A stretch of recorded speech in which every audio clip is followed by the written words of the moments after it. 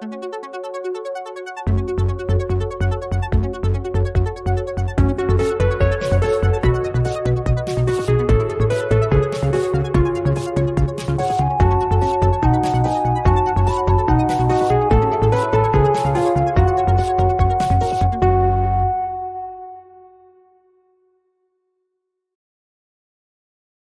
everyone! Hello, Hi. Hello! Welcome once more to Reckless Attack, a 5th edition Dungeons & Dragons actual play podcast. I am, as always, your GM, Nathan, and I am very proud of myself for getting all the way through that intro, not for the usual reasons of I said all the words in the right order, but because partway through, I had forgotten that the dog who is actively barking right now was underneath me.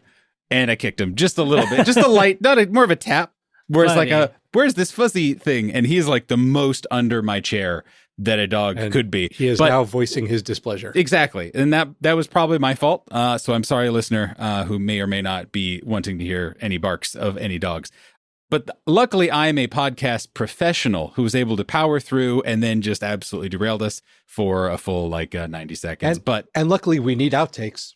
So, very true. Hey, and luckily, there you go. Also, luckily, I am here surrounded by 4 other definitely podcast professionals, starting with the individual on my left. Hi, everybody. I'm Sophie, and I play Valeska Carter, the human asterisk cleric of the Arcana domain. And how dare Nathan forget that Arthur's favorite spot is under his chair so that he cannot put his feet down in any way and has to kind of scrunch on his own chair. I'm half cross-legged where I have one leg up and the other one is kind of just jauntily off at a 90-degree angle. And I may need to just go full crisscross applesauce to avoid the dog, but I think he'd also be upset about that. Just start recording while in the fetal position on the chair. There you go. True. Optimal breath. No, because sometimes Arthur needs Nathan's foot as a pillow. Exactly. So one foot must be available at all times for Arthur as he demands. Maybe we can flip the whole microphone stand apparatus upside down, and then I'll be on the fetal position on the ground, spooning Arthur, and then just talk into the microphone. We don't need eye contact or anything, I don't think, right? Kind of the classic apocryphal tale of how Gary Gygax back in the day had a literal screen between him and the players so that they couldn't see him as he was running the game. And I'll just do that, except a gaming table and for a dog. Hi, everyone. I'm David, and I play Cascarin Brightmane, the Dwarven Warlock. And I'm just vibing today. Hell yeah. We could use some vibes. Yeah, and it's a good time. Also, we are in, presumably, Lorana's weird, spooky palace with nothing and no one around us except for her. And maybe her clones. It's not sure. Yeah. So that's fun. And to my left. Hello, everyone. My name is Steve, and I am playing Sylv Asterlin, the Dragonborn monk, who right now is feeling pretty good and just wondering if maybe one of these Lorana clones will stop by with some kind of, frozen treat or something, for our characters, some kind of, an ice cream clone. No. Too far? Did I have to walk too far? Well, the real question is, am I now obligated, or are we collectively as a D&D table, are we obligated to all turn to Steve and say, well, Steve, what do you mean by that? Go on, please keep explaining joke. Is this a clone made of ice cream, or is this a clone dedicated exclusively to providing ice cream? That's kind of either way. that's what makes you a good collaborative storyteller. You're like, you know what? Hey, I just throw out the idea. I throw out the idea. You as the DM make a decision, and I go with that. Take notes, everyone. And across the table from me. Hi, everyone. I'm Jonathan, and I play Checkers, the Grung Druid, and his trusty frog pals, Mango and Junior. And ever since episode 81, where I messed up which direction our introductions were going, I am incredibly anxious about what direction left or right is. So every time someone says, and to my left, I'm like, left, Right? Left? What is that? My left, his left, their left. Oh God. So I'm just gonna request that I go last every time now. Is that okay? Or at least we'll very pointedly like look and gesture at you. Yeah. Across the table from me. Yes. Eye contact. We're looking. You're And confirming through pointing. your body language. And we Perfect. edit out me saying, Jonathan. Yes. I'm referring to you, and you verbally confirm. Nathan, I understand that you have called on me to introduce the character, and then we move on. Thank you for supporting me through this difficult time. I appreciate Absolutely. it. Happy to help as best we can. And speaking of difficult times, you guys find yourself in I won't say difficult, in a strange time, because you are in the palace house sanctum of Lorana Moonglove, the mysterious sorceress witch individual who you have been searching for I think weeks now, out on the road, venturing against the wilds of Rixia, and you're here. Technically only 1 week, but like out of game. Was it only a week? It's only been like 8 days. Was it 8 days? I thought it was like 12 days or something. Or like 10 days? From Not as long as we've been recording episodes. Right. About is- 20 episodes we have As been the looking for. takeaway. I think that cements that we now need some kind of calendar, like in-character calendar. I have so one. we could check off like what days we're doing. Literally stuff. earlier today, I was like, fuck, I haven't updated this in so long. And for once, the calendar actually like, I should pay attention to how much time it's been. I do have a spreadsheet, but I haven't updated it. eagle-eared in a while. listeners. That's right. Please write help. Please help. But you guys, again, find yourselves in front of Lorana Moonglove, who is putting out some interesting vibes. Essentially, she has now finally welcomed you into this palace and has said, hey cuties, how are you? And she is just very casually holding her staff and looking at you all with these dark black eyes with golden irises and smirking at you with these teeth that have what appear to be elongated, pointed canines. And she says, so, you came all the way to visit me? That is so kind of you, so heroic. What can I do for you cuties? Before we jump into asking Lorana questions, something Ifal can check is since the buffalo just appeared in front of us in the outskirts of this crater impact, and the sun is different. Yes. The suns are different. There's one single sun up above you instead of the usual two. We saw a lot of like starry night things. Yep, Stars. that's a very common motif. Is if not directly stars, a lot of colors that are very evocative of the night sky. I'm hoping to do some type of check to see, are we now on a different plane of existence? Give me an Arcana check. It'll be a pretty high one. We'll call it a DC 18 for a definitive answer. Okay. Only a 16. That is pretty close. So what I'll say is that there's definitely some sort of planar shenanigans. What the exact details of it are is a little beyond your understanding, at least from this vantage point. But you shouldn't be able to fit on the head of this buffalo. Yeah. For sure. And the easiest way to explain that, and kind of a lot of the other things that you're seeing, especially the sky, is that, again, this is maybe some sort of other plane. But again, you don't, like if you were to jump off, like Checkers was hoping to chuck Junior off the side, what would happen? Well, who's to say? Who's to say?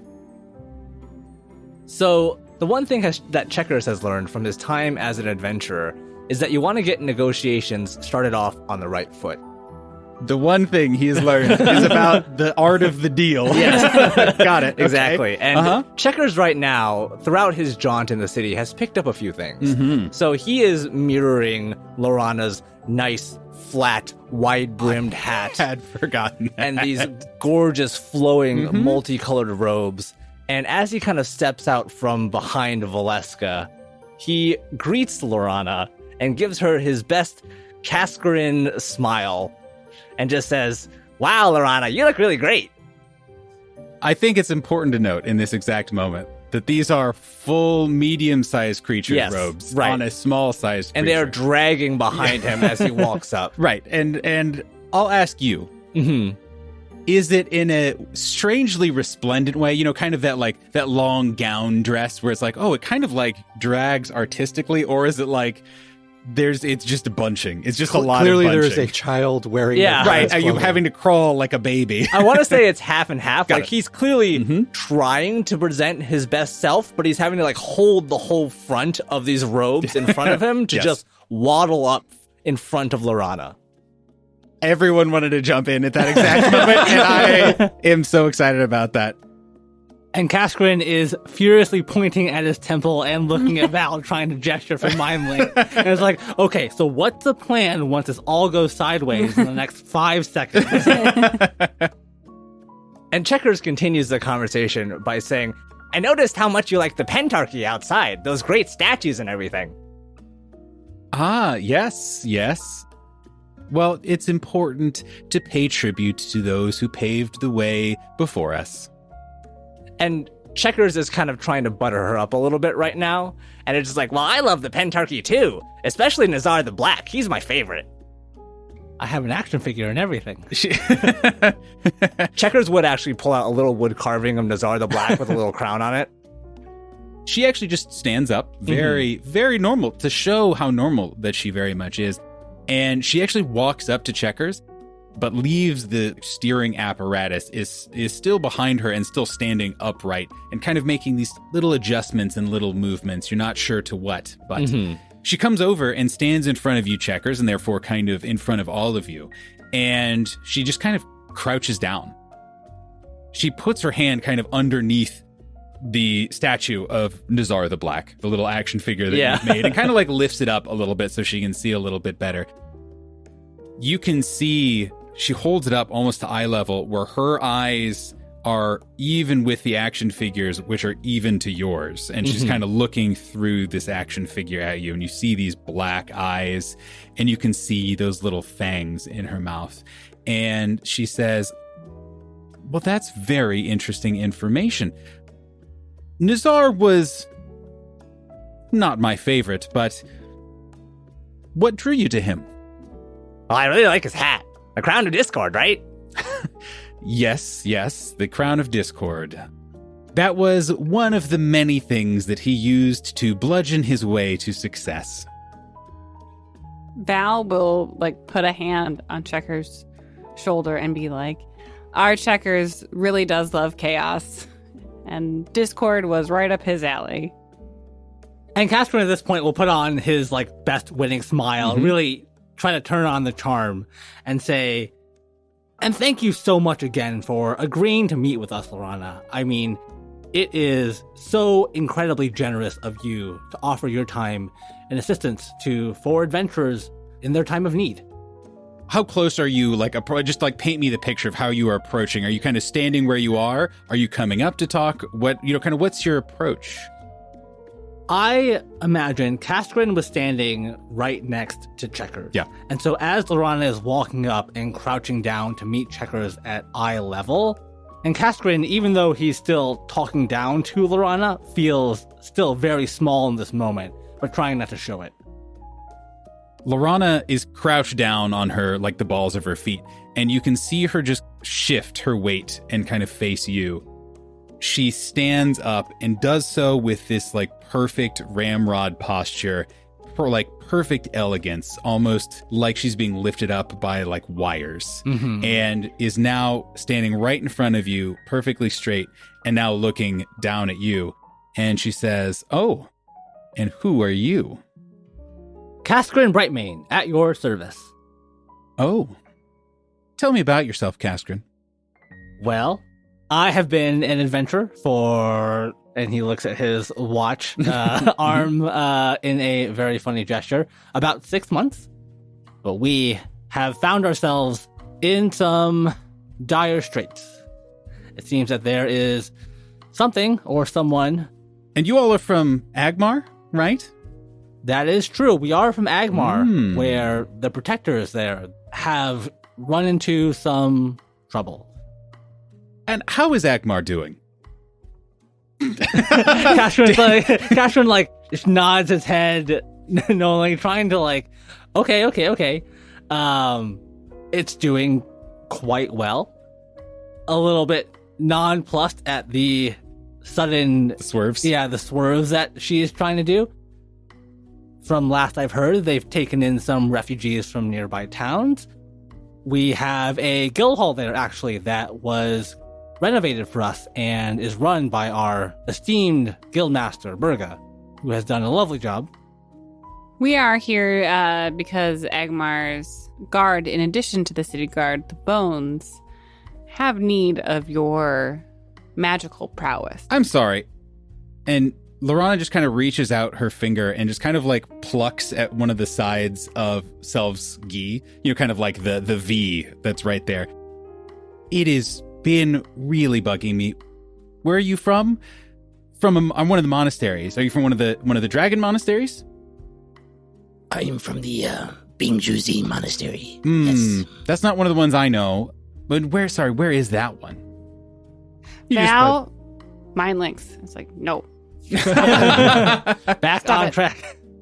What's Checkers doing as this is happening? He is moving the arms on his articulated Nazar the Black action figure and showing off the removable crown.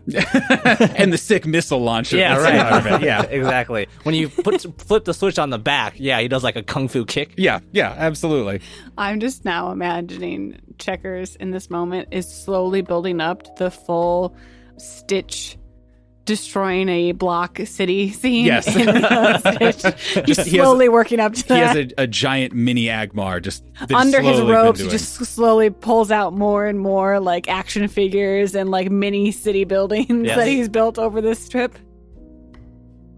Cascarin at this point is going to pull out the shards of metal from his backpack, kind of unravel them in the handkerchief, and sort of like present them to Lorana. Straight to business. So boring. And then just full, like in one deft motion, gathers up the entirety of what you have in your hand and turns her back and starts walking back to her little lounge. And you can hear kind of clinking as she's just playing around with the pile of metals. You see, Caspian, this is why we gotta start things off on the right foot. Yes, Well- I guess it's schmooze first, ask questions later. Yeah, Lorana, you've got such a great city. Starry Night Pastures is super cool. And I know Cascarin was interested in trying to find a place to live around here. How do you let people in? Are you really? And then she just kind of like fixes these black and gold eyes on you. And Cascarin's trying to regain some of the initiative in this conversation. Of course. I mean, this is such a lovely community that you've built here. Everyone is so nice and friendly and warm. I mean, who wouldn't want to live here? It's just that, we have our duty as adventurers, We have our mission to save the city. And if I didn't have to do that, I would love to live here. Give me a deception check. That is a 16. Ooh, okay. Lorana kind of looks you up and down, cocks an eyebrow, and says, well, for someone like you, yeah, we could make it worth your while. And she just kind of waggles her eyebrows a little bit. You got her on the ropes now. Go, Caspian, go. Cascarin flushes a little bit, but then looks back at her and says, what does he want to say? And Checkers will kind of help you as you're floundering. Cascarin's never been very good at the romance stuff, but let me tell you, he can do way better for you than old Garnak. Oh, my God. Oh. And she just like pauses. How well do you know, do you guys know Grant? Obviously, are you guys like close? Do you hang out? How's he doing? Is he settled? Well, the one time he made Val a giant sky whale plushie, and that was pretty cool. Did he ever do that for you? No. Val kind of like enters in this moment and is like, yeah, I won it at the festival in Agmar, and I do love sky whales. And you see, there was trivia, and me being part of the illustrious Atheum, I cannot stay away from trivia. And I got a perfect score. And the prize was Sky Whale, but they're like, oh, perfect score, should do something else. And then I was like, Garnak made it big, and that was great. Lorana is pretty tall, especially for this group of adventurers other than Self. And she's, again, kind of has that ramrod posture back and is kind of just like tapping the side of her mouth with these long, perfectly manicured nails and just looking down at you. Says, perfect score, huh? Mm-hmm. Kind of looks at you all again. And Kaskrin will say, Garnak was instrumental in helping us defend the city of Agmar from some of the recent attacks that have been happening, that have plagued the city. He did mention you a couple of times, which is, again, why we're here. But I wouldn't say that we are close friends. We all hang out at Torts and Ports. We're very good friends with Nam, who's one of Garnak's friends, and how we came to know Garnak himself. We have a good working relationship. All right. So attacks. And she kind of like leans back and the pile of the band parts are kind of just like sitting, off to the side a little bit. And she kind of just like taps her long fingernails together and says, what do you mean? What attacks? Like outside the city, inside the city? We had a few attacks in the city by a creature known as the Mothman. In the city? They started outside of the city, as far as we know. The first attack was part of our caravan as we entered. So the first attack came the night we rested, maybe 4 hours outside, and then proceeded each night after we entered. So just for fact-finding purposes. And she, again, is just kind of like... Val's like, yes. Almost kind of curled up, and she has her fingers kind of up at her chin and isn't really looking at any of you in particular and just kind of has her brow furrowed. Is this a supernatural creature? Extraplanar? Is it an undead? What are the kind of classification tags that you have put upon it? Val will rattle off all of the scientific classifications of the Mothman. Every once in a while, she kind of pauses to kind of like, almost like she's translating it. And to be like, oh, maybe she means this and might ask you a clarifier, but... Val will actually dig through her backpack and open her notebook and like pass it to Lorana of like... And she the diagrams. She takes it and like kind of holds it in one hand and just kind of looks at it. Her eyes just dart up over the book line and looks at you and then looks down and kind of her eyebrows waggle and she just flips a page with a finger. She's like, Flip.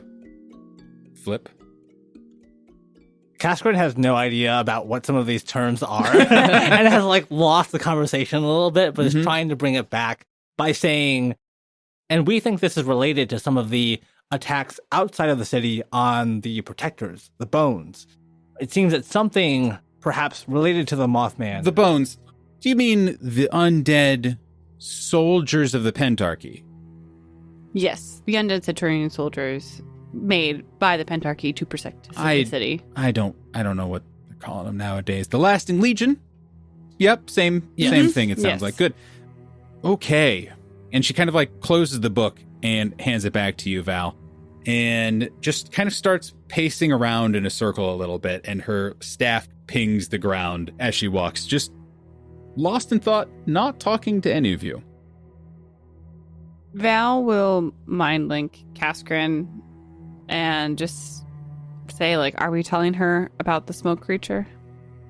I think we have to if we want to get an answer.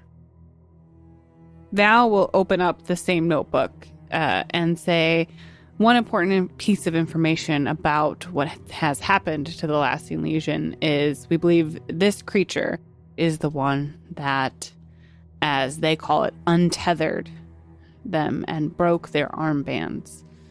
They were a creature of rage and emotion that we fought and were able to defeat, but definitely tried to have us succumb to their will as well. As you're up close, you show her kind of your notes and you kind of hold it back up to her. And I think you usually have like some sketches or something, Yeah. right? Mm-hmm. I imagine kind of like Darwin's journals, Right. where it's like there are specific like scientific drawings and diagrams and also like notes about important bits of information. You see she reacts to this. Just kind of one of those where like her eyes go a little bit wide just for a second. Mm-hmm.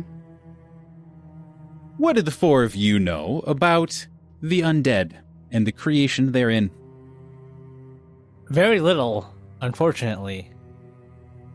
Sorry, I laughed because everyone at the table Oh. looked at me and I'm like, I don't know. Val's got something. We know that sometimes they're created with a large, powerful event. Yeah, yes, certainly. I mean, especially the more technical types of undeath and eternal life. But many are actually, how to describe it, to the lay person. Val will rattle off just a quick, okay, if you want type A, this is required. If you want type B, this. And then like do like her quickest overview so she can like Necromancy, convey. like 201 Yeah, kind of just stuff. convey to Lorana that like Lorana doesn't have to dumb it down for Val. Like Val's got it. She's into it, and like give it to me straight. Let me clarify. Caskrin doesn't know anything about that. Right. The Lasting Legion, they are not souls per se. They are an undead corpse, a skeleton, I believe, as I recall, exclusively, who are bound inside of an armor, who also have a certain... It's almost like they are fueled by emotions or by something, some sort of magic intent behind them. They did not always exemplify this, but they are beings of rage, of anger, of bloodthirstiness, which made them exemplary soldiers, of course. If this creature was able to somehow free them of that, I mean, there's any number of explanations as to why. And she's, again, Val, you can see I'm rolling this over. She's being a little cagey about this. The creature specifically said that this was to help them in the war to come. And Val is watching Lorana intently Ooh. for a reaction to that statement. Roll me an insight check on that one. It's a 12. I didn't roll very Okay. well. She doesn't betray anything. Okay. If she knows what you're talking about, either she is very good at hiding it, or she has no idea what you're talking about. Mm-hmm. And she says, well, hard to say. I don't get out too much, so I don't really know what that's about. All right, so what is it again that you're looking for from me? Just so we're clear before we enter into, as she looks over at Caskrin, the business. And Caskrin will look back at her and say, we are looking for your help for a way to repair these armbands. We have a few members of the Lasting Legion who have been untethered, and we're hoping to bring them back to themselves. Ooh, that's very interesting. And so you're looking for something beyond a one-time fix. Or are you looking for just a one-time fix, and how much more are you willing to give for longer-term solutions? I think we are in a position to hopefully secure an on-call service as needed. If it were to happen again, City of Agmar and the Lasting Legion would want to know on whom they could call for a solution. So what I'll need, just to start, there are a few items that hopefully are still in that lovely, lovely library over at Agmar. Which section? Well, if it's still around, and I mean, is it still Oh, existent? Val I presume. pulls out her library card. It's like, it's doing great. Well, these particular parts of the collection, assuming they're still there, assuming that there wasn't raids and, people tried to get their filthy hands on these very precious objects, this would be in the restricted section. Actually, the whole list would be on the restricted section. And this is also the first mention of a list that she has made.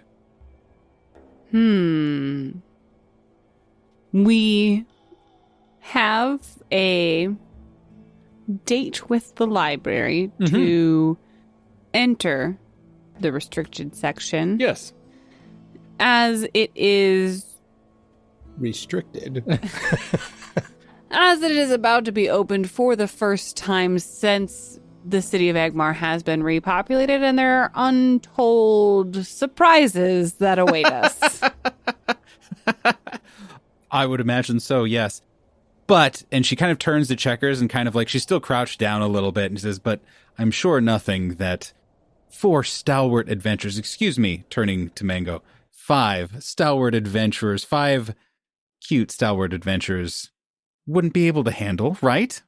Not for the bones. And now, a word from our sponsors.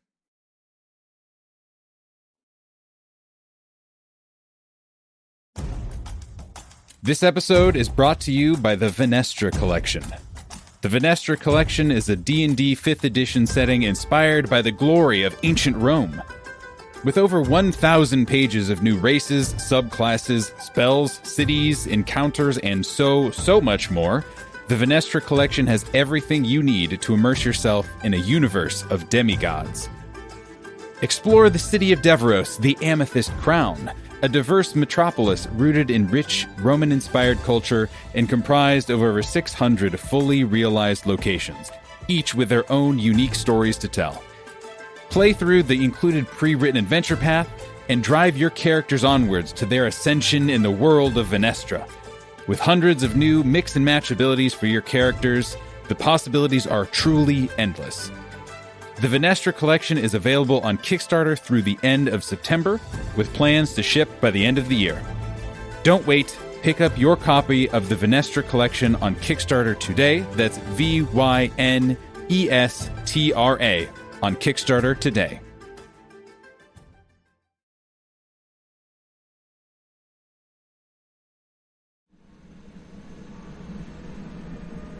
Hello, this is your pilot speaking.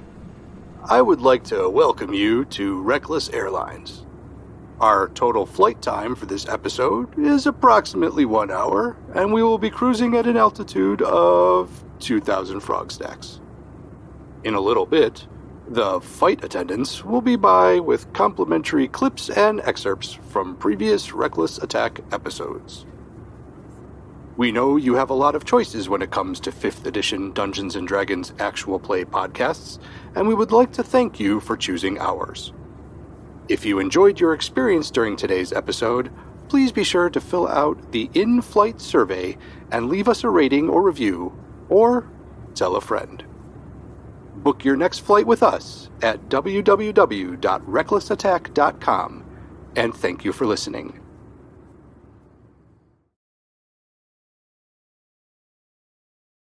Castrin is, I don't know if I needed an insight roll for this, but does Lorana know what's in the restricted section? Ooh, interesting question. Cause Yeah, give me an insight check, but it'll be a pretty low DC, but go ahead and say what you're going to say.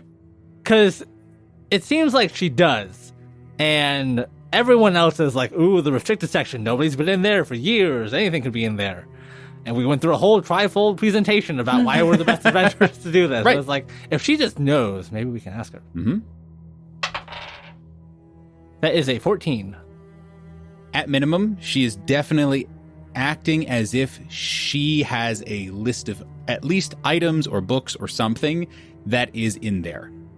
Whether or not she knows kind of the current state of it after it's been closed for however many decades now, I think like, again, 40 or 50 years. That part you don't know, but she is familiar. She must be familiar. She looks at you and kind of takes you all in and just does this little flourish with her hands that's almost kind of like a parlor trick, and a list appears, held between 2 fingers. Lorana says, I have marked the ones that are... Well, I've marked one that is essential to the work. I just simply will not be able to do what I need to do. I just do not have the knowledge. Without one of those books, and the other one is my payment for the kind of short-term fix. And again, if there are multiple members of the Bones, I'll happily just take care of them all. If you want the longer-term solutions, where they will be able to repair themselves or have someone help repair them, depending on what I learn, I will require the full 5 books on my list. Caspian will take a look at these and go through them a little bit. The Liber Morte, the Pentarchy Proclamation, Volume 19, very important. Arcane Anthony's Amazing Atlas and Almanac. Plane Spotting, and Courting the Coriander King. The 2 books that I require, the Pentarchy Proclamation Records, Volume 19, that's very important. I need that one from that particular span of time. And the Liber Morte. Now, when I said they were simply books, that one maybe stretches the definition. Some would say grimoire, but it is still bound. It has pages. That I require. That is the one that has the technical needs that I need met. The other one is just simply one that I am interested in. Selv just puts his hands up and kind of like shrugs his shoulders a little bit and just says, Can't it just be copied?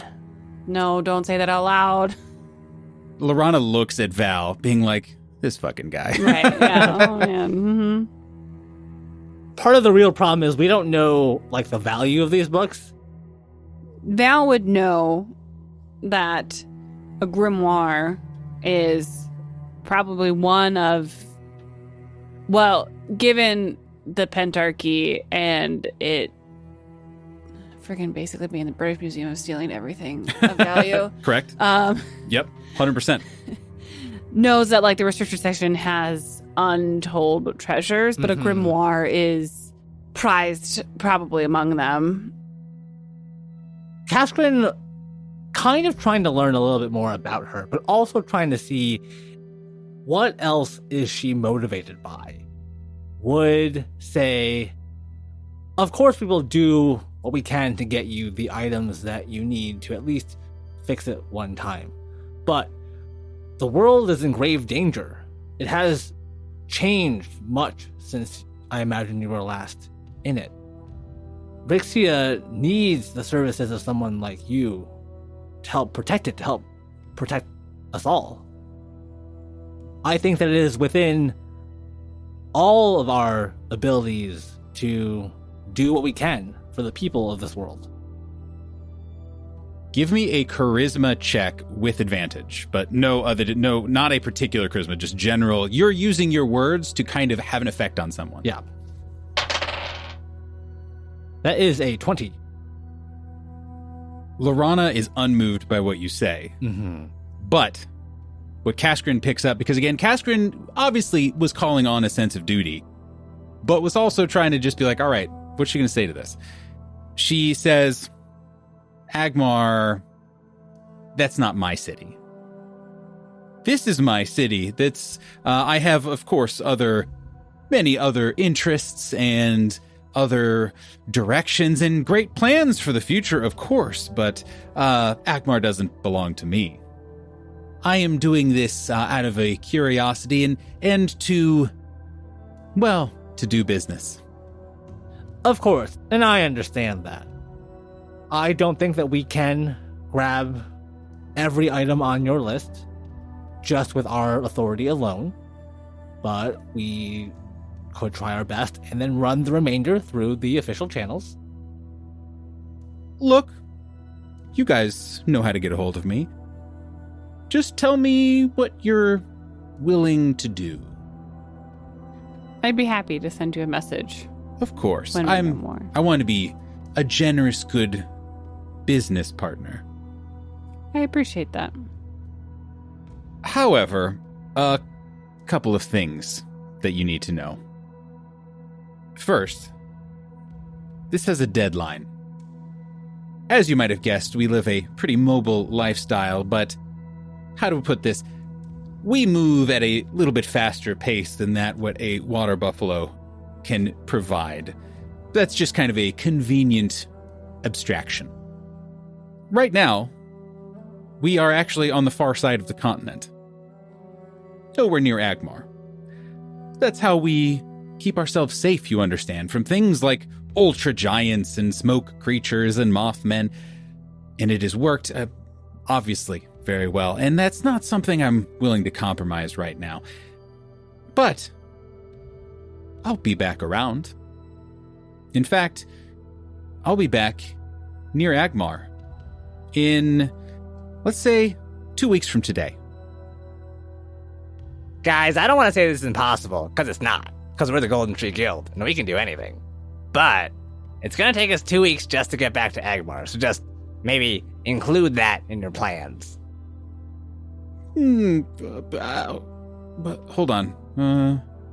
Lorana kind of pauses and kind of like seems to do some math in her head. It's like, carry the 4, carry the purple. No, yeah, you can be back, as you can be back by what you understand to be tonight. Val's not even going to try to unpack that.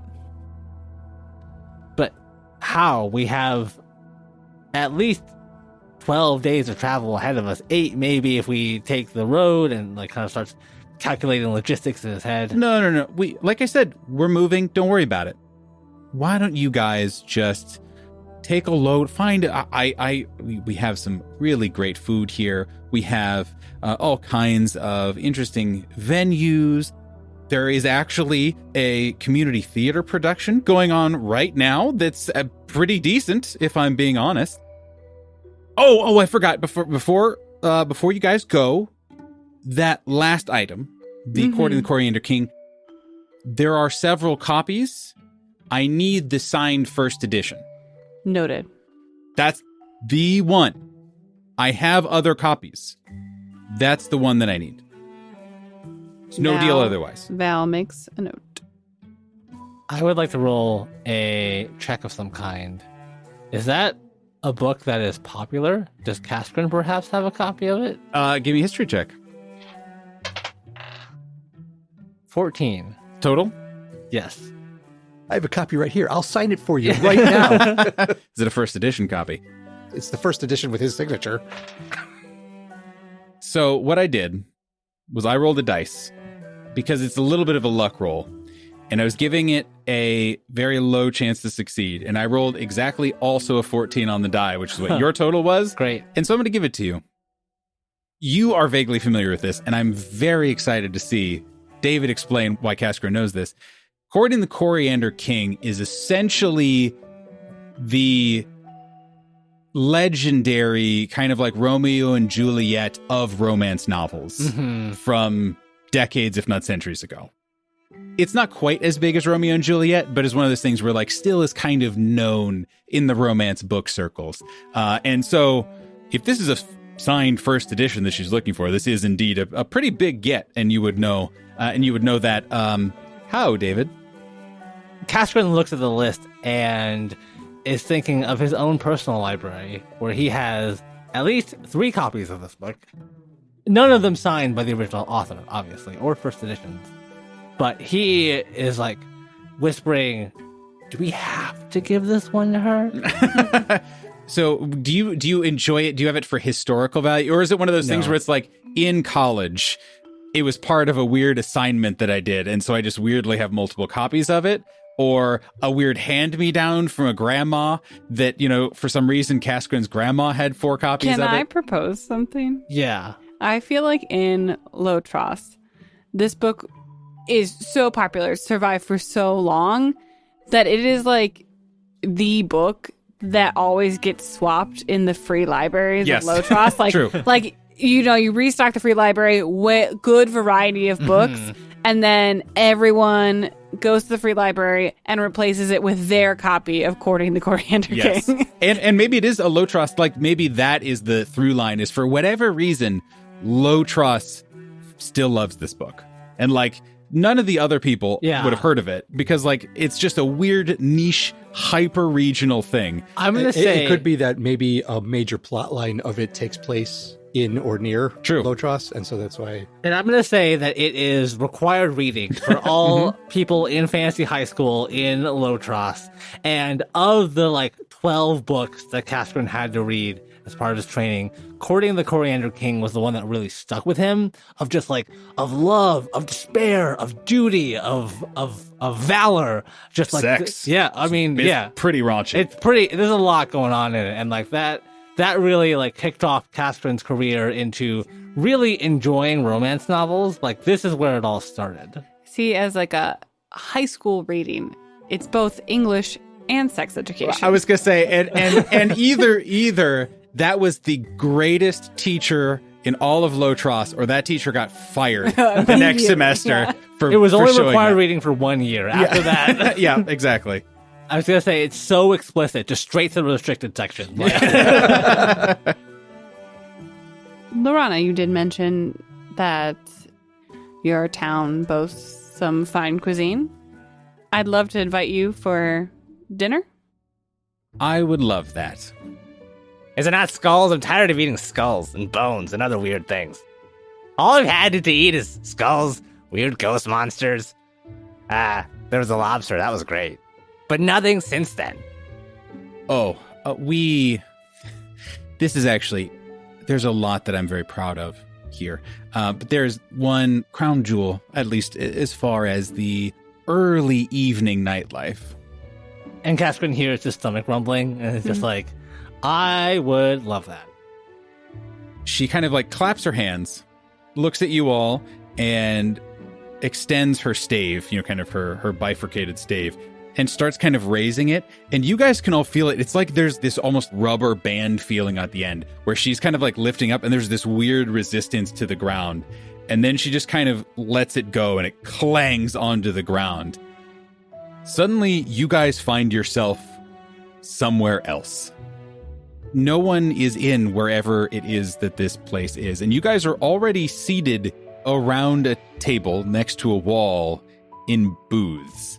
There seems to be no one here but waitstaff, who are all kind of milling around, and no one noticed you for a hot second.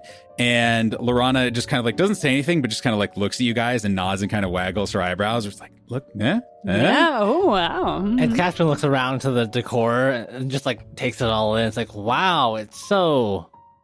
What is the Eclectic? Wow, it's so weird.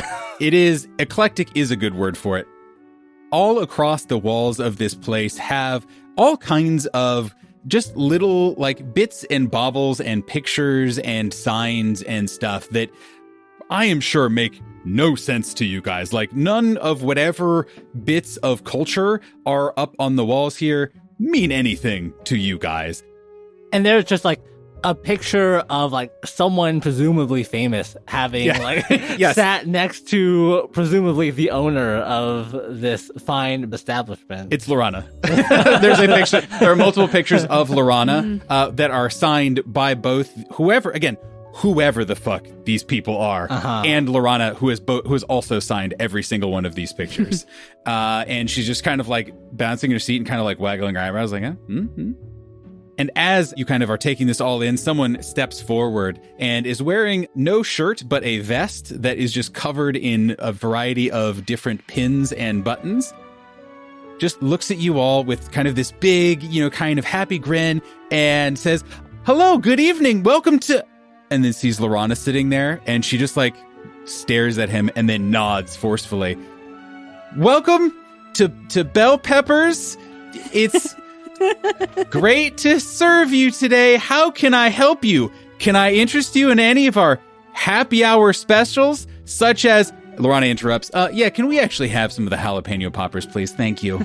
And you bet. I'll be right back. Someone will be around for waters here in just a second. Are they skull pepper poppers? What's a jalapeno? I thought it was pronounced jalapeno. Val knows how excited Lorana is for us to be here, so she is playing into that and is like, "Wow, yes, absolutely." and will kind of like feed Lorana's excitement. Oh my god. Okay. We're gonna get so many things.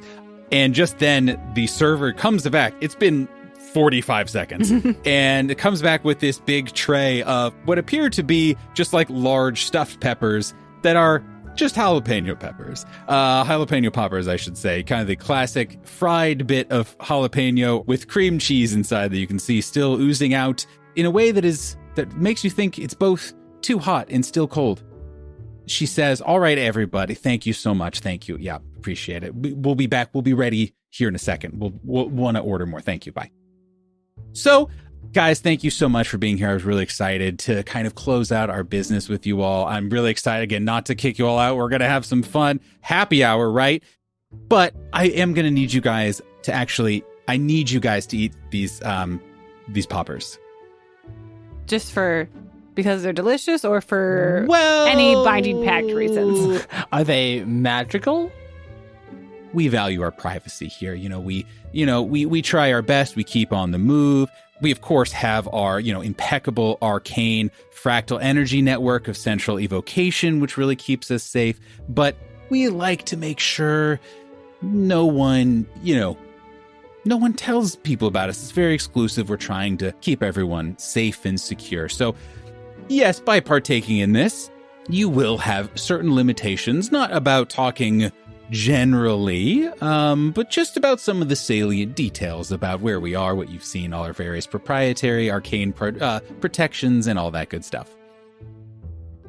I will say, as Lorana was explaining all of that, Checkers has already eaten one and has already fed Mango one. Both of us are actively chewing, like, wow, these are great. I pictured the plate is empty because Checkers had eaten all of them. And Checkers, you get, it really, first of all, is kind of lame tasting. But as you're chewing it and all the gushy cream cheese is happening, and it's, again, not a super pleasant experience, but as you swallow it, there's kind of that late afterburn of a spicy pepper, where it takes that second to hit, and then suddenly it really feels like you just ate the hottest pepper that you have ever eaten in your entire life. Is it rude if I vomit at the table? Is that... Kashgrin will take his next and is like, it's really, and it's just like mushing it around his mouth, and then all of a sudden he stops talking and his face goes like fire red and he starts like sweating. Good, right? And he's like chugging his water and looking around for like a picture of it and like trying to flag down the waitstaff. It hasn't come yet. Water has not come. Even with Lorana Moonglove here, water has not come yet. Val, really seeing no alternative, will go ahead, and also seeing Cass's reaction and Checkers just freaking try to like shotgun a jalapeno pepper to try to like minimize the burn. Yeah, the real bummer is that it then just gets caught in your throat, where it's like, that's where it gets spicy and you kind of like cough a little bit. So it unfortunately just gets differently bad. Yeah. Oh, well. And then we'll take a bite. As steam escapes from Selv's ears as he chomps down on this, no matter how cold his interior temperature is, goddamn, it is still spicy. But eventually that kind of fades, and Lorana kind of looks at you, in part to be like, you liked it, but also to be like, cool, they all ate it. Good, we're good. And immediately it's like, all right, everybody, detonating onions, right? Hey, Garçon, please, how many detonating onions would you say we need for the table? Two? Is that, do you think? And that is where we'll fade to black for this week's episode of Reckless Attack. Yay! Yay! Bye, guys. Bye. Bye. But where's the sampler platter? Right.